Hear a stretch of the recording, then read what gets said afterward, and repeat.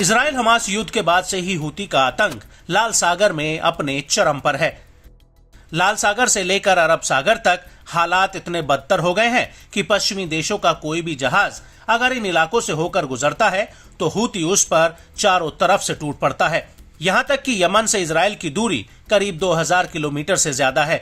इसके बावजूद हूती लाल सागर से इजराइल पर बैलिस्टिक मिसाइलें और ड्रोन अटैक कर रहा है। हालांकि इजराइल का दावा है कि इनमें से अधिकतर हमले नाकाम हुए हैं, लेकिन हूती का कहना है कि वो अमेरिका, ब्रिटेन और इजरायली जहाजों पर तब तक हमले जारी रखेगा जब तक कि गाजा में युद्ध विराम नहीं हो जाता।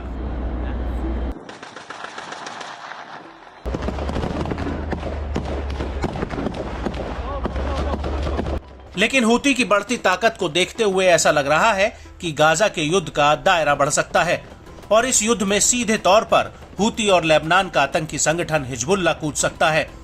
और अब इसी कड़ी में एक ऐसा खुलासा हुआ है जो इस आशंका को और ज्यादा मजबूत कर रहा है।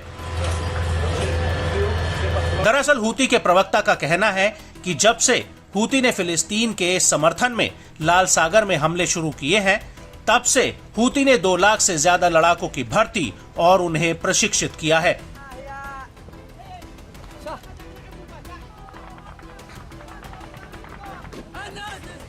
हूती इजराइल पर गाजा में युद्ध विराम का दबाव डालने के लिए लगातार बाब मंडेब स्ट्रेट से होकर स्वेज नहर की तरफ जाने वाले इजराइल से जुड़े जहाजों पर हमले कर रहा है और इसकी वजह से यमन के भीतर उसकी राजनीतिक लोकप्रियता बेशुमार बढ़ती जा रही है। और यही वजह है कि अब हूती में दसियों हजार लड़ाके भर्ती हुए हैं।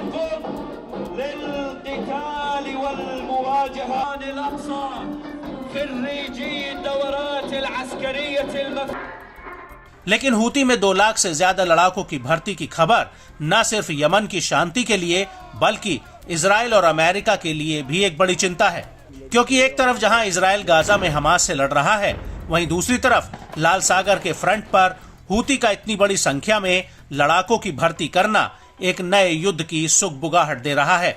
और इससे ये साफ है कि हूती युद्ध के लिए इजराइल के खिलाफ खुद को और ज्यादा ताकतवर बना रहा है।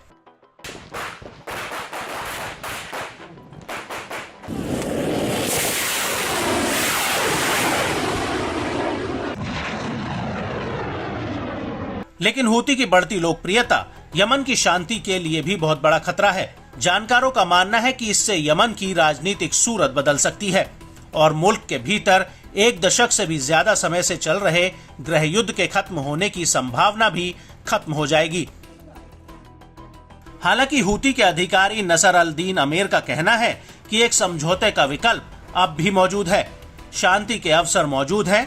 हमारे पक्ष में यहूदियों, अमेरिका और ब्रिटेन के अलावा हमारी किसी अन्य पार्टी के ऊपर हमला करने की मंशा नहीं है, क्योंकि वो हम पर हमले कर रहे हैं और हमारा किसी अन्य आंतरिक पार्टी के ऊपर हमला करने का कोई इरादा नहीं है, जब तक कि वो हमारे ऊपर हमला करके यहूदियों की मदद न करें।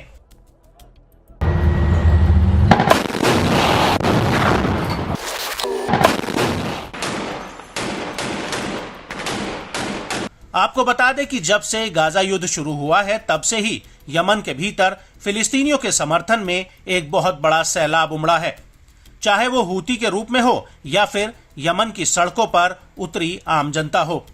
और इसका सीधा फायदा हूती को मिला है और हूती इसी का फायदा उठा रहा है। इसको लेकर यमन के राजनीतिक विश्लेषक हुसैन अल बुखैती का कहना है कि हूती के लड़ाकों की भर्ती हर घंटे की जा रही है।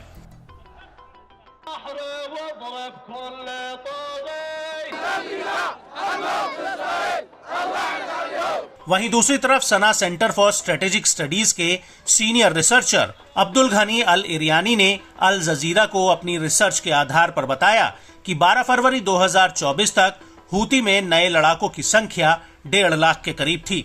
यहाँ तक कि हूती के कट्टर दुश्मन भी तब तक उनके साथ खड़े हैं जब तक कि वो फिलिस्तीनियों के साथ खड़े हैं।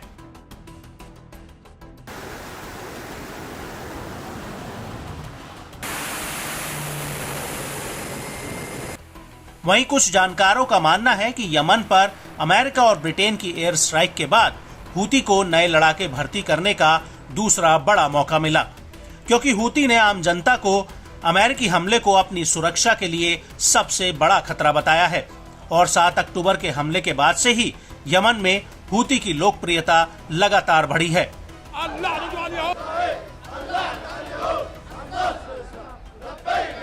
कई एक्सपर्ट्स का मानना है कि 7 अक्टूबर 2023 के हमास हमले से पहले यमन के भीतर हूती की लोकप्रियता घट रही थी, लेकिन इस हमले के बाद अमेरिका और ब्रिटेन की यमन पर एयर स्ट्राइक ने हूती को नई जिंदगी दी है और अब यमन के युवा हूती में भर्ती हो रहे हैं।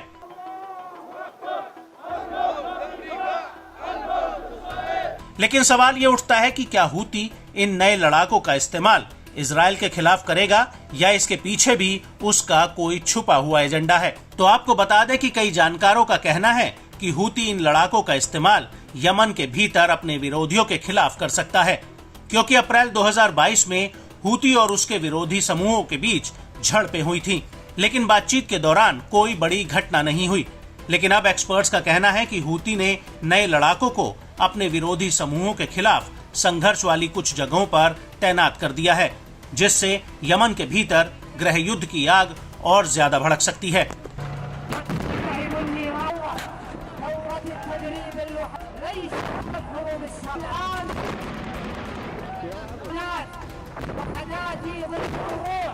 الطيران المسير كل الوحدات